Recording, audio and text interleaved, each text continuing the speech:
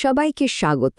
চলুন আজ পদার্থবিজ্ঞানের এমন এক জগতে ঢু মারা যাক যেখানে শক্তি কিন্তু স্রোতের মতো বয়ে যায় না, বরং লাফিয়ে লাফিয়ে চলে। হ্যাঁ, ঠিকই শুনছেন। আজ আমরা ম্যাক্স প্ল্যাঙ্কের সেই যুগান্তকারী কোয়ান্টাম তত্ত্ব নিয়ে কথা বলবো, যে তত্ত্বটা আমাদের চারপাশের বাস্তবতাকে দেখার চোখটাই একেবারে বদলে দিয়েছে। তো আর দেরি কেন, চলুন শুরু করা যাক। আচ্ছা, পুরো ব্যাপারটা শুরু হয়েছিল কিন্তু একদম সাদামাটা একটা প্রশ্ন থেকে। প্রশ্নটা হলো, আলো কি আসলেই একটানা অবিচ্ছিন্ন শক্তির স্রোত, ঠিক যেমন একটা কল থেকে একটানা পানি পড়ে, নাকি আর আড়ালে আরও গভীর কোনো রহস্য লুকিয়ে আছে? তো এই রহস্যের গভীরে যাওয়ার আগে চলুন একটু অতীতে ফিরে যাই। মানে বিজ্ঞানীরা শত শত বছর ধরে কি বিশ্বাস করে আসছিলেন? এই যে ক্লাসিক্যাল ফিজিক্স বা ধ্রুপদী পদার্থবিজ্ঞান, সেটা আলোকে ঠিক কিভাবে দেখত? আসলে অনেক অনেক বছর ধরে বিজ্ঞানীদের ধারণা ছিল যে আলো থেকে যে শক্তি বের হয় সেটা অনেকটা কল থেকে একটানা পানি পড়ার মতো, মানে একটা নিরবচ্ছিন্ন তরঙ্গ আর কি।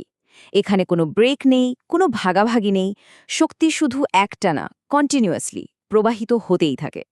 কিন্তু দেখুন, বিজ্ঞানের সবচেয়ে বড় সৌন্দর্য হল এখানে যে কোনো থিওরিকে বাস্তব পরীক্ষার মুখে পড়তেই হয়। আর ঠিক এখানে ক্লাসিক্যাল থিওরিটা একটা বড় ধাক্কা খেল। দেখা গেল ল্যাবের পরীক্ষা নিরীক্ষার ফলাফল থিওরির সাথে একদমই মিলছে না। ব্যাপারটা ভাবুন একবার, একদিকে শত বছরের পুরনো প্রতিষ্ঠিত একটা তত্ত্ব যেটা বলছে শক্তি নিরবিচ্ছিন্ন, আর অন্যদিকে ল্যাবের পরীক্ষালব্ধ ফলাফল যেটা চোখে আঙুল দিয়ে দেখিয়ে দিচ্ছে যে ওই তত্ত্বটা ভুল। বিজ্ঞানীরা তো রীতিমতো এক ধাঁধার মধ্যে পড়ে গেলেন। তত্ত্ব আর বাস্তবতার এই লড়াইয়ে শেষ পর্যন্ত জিতবেটা কে? আর ঠিক এমনই এক সময়ে এই বিশাল ধাঁধার সমাধান নিয়ে মঞ্চে এলেন জার্মান বিজ্ঞানী ম্যাক্স প্ল্যাঙ্ক। তিনি এমন এক বিপ্লবী ধারণা দিলেন যা বলতে গেলে পদার্থবিজ্ঞানের পুরো ভিত্তিটাকেই নাড়িয়ে দিয়েছিল। প্ল্যাঙ্কে যা বললেন তা ছিল একেবারে অচিন্তনীয়। তিনি বললেন, শক্তি একটানা বা নিরবিচ্ছিন্নভাবে বের হয় না বা শোষিতও হয় না, বরং এটা বের হয় ছোট ছোট আলাদা আলাদা শক্তির প্যাকেটের আকারে। আর এটাই ছিল আসল বিপ্লব। শক্তির এই যে সবচেয়ে ছোট অবিভাজ্য প্যাকেট, এটারই তিনি নাম দিলেন কোয়ান্টাম।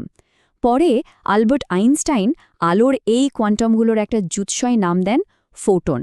তাহলে মূল কথাটা কি দাঁড়ালো? শক্তি কোনো একটানা স্রোত নয়, বরং এটা আসলে অনেকগুলো আলাদা আলাদা প্যাকেটের সমষ্টি, অনেকটা টাকার মতো, যেটা অনেকগুলো ১ টাকার কয়েন দিয়ে তৈরি। আচ্ছা, তাহলে চলুন এই নতুন তত্ত্বের মূল ভিত্তি বা নিয়মগুলো কি সেগুলো একটু বিস্তারিতভাবে দেখে নেওয়া যাক।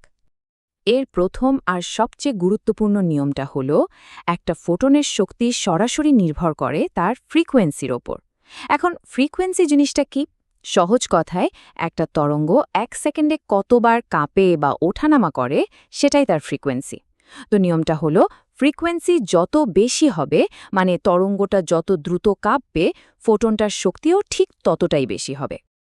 আর এই দারুণ সম্পর্কটাকেই প্রকাশ করা হয় ফিজিক্সের অন্যতম বিখ্যাত একটা সমীকরণ দিয়ে, E সমান h নিউ।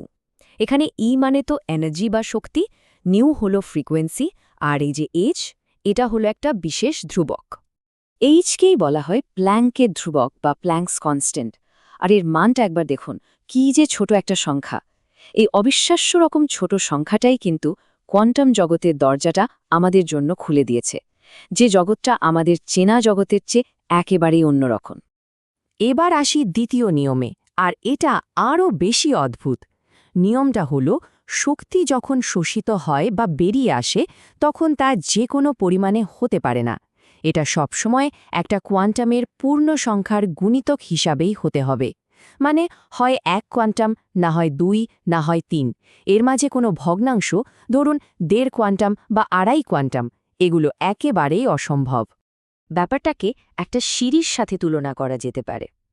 আপনি সিঁড়ির একটা ধাপে পা রাখতে পারেন, বা একবারে ২টো ধাপ টপকাতে পারেন, কিংবা ৩টে ধাপও টপকাতে পারেন। মানে h নিউ, 2h নিউ বা 3h নিউ, এগুলো সবই সম্ভব। এগুলো হলো শক্তির অ্যালাউড বা অনুমোদিত পরিবর্তন।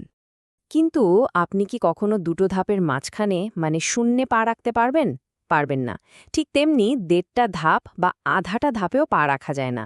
কোয়ান্টাম জগতেও ঠিক একই নিয়ম। শক্তির আদান প্রদান ভগ্নাংশে হয় না, এটা চলে হয় পুরোটা নয়তো কিছুই না এই নীতির ওপর। বেশ, তাহলে আলোচনার এই পর্যায়ে এসে চলুন প্ল্যাঙ্কের তত্ত্ব থেকে আমরা যে জরুরি সমীকরণগুলো পেলাম আর যে মূল বিষয়গুলো জানলাম সেগুলো সব একবার এক জায়গায় দেখে নিই।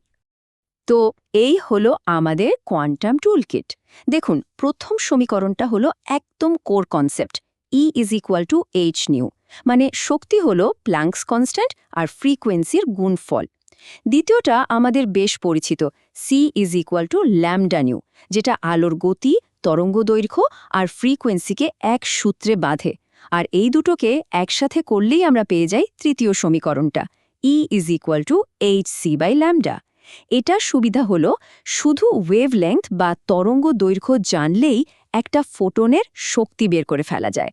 এই তিনটা সমীকরণই কিন্তু কোয়ান্টাম দুনিয়ার বেশিরভাগ ক্যালকুলেশনের মূল ভিত্তি। শেষ করার আগে একটা প্রশ্ন রেখে যাই সবার জন্য।